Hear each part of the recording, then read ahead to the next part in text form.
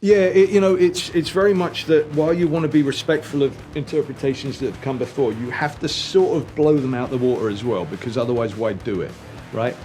With these iconic characters, you must attempt to be iconic yourself, and that means not following anybody, being absolutely original with it. However, there's some incredible material that comes with Frankenstein's monster, and so what I decided to do was that I wanted to make Frank that he was a real character, not invented by Mary Shelley, but somebody that Mary Shelley had perhaps heard about, never witnessed.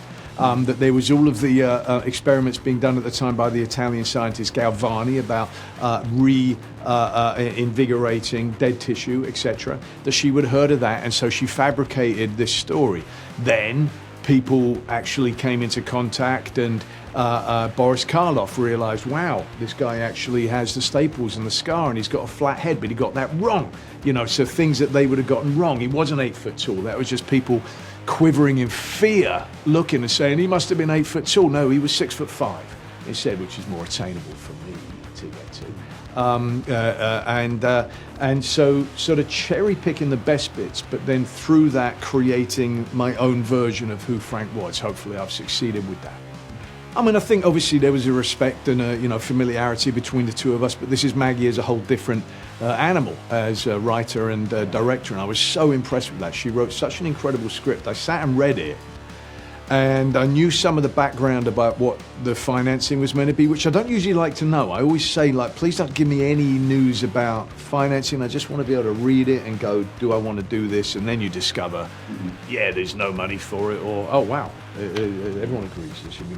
And, but I read it and I thought, wow, this is like this really radical, wonderful punk rock, maybe cult, low budget movie, and then discovered, wow, these fantastic Pam and Mike, these fantastic people are taking real big swings with original filmmaking, recognizing that, hey, theatrical release is in real danger. And we've got to absolutely place faith in original filmmakers and go all in on them. And that's what they did with Maggie here. And it's an incredible script, and then she makes for an incredible director, and one of her big strengths is obviously in knowing so well what she's done, but in allowing ownership for the other actors. Being an actor herself, she knows so well how to bring the best out of other actors, and she's created this radical, original punk rock, fantastic, mind-blowing, exciting movie.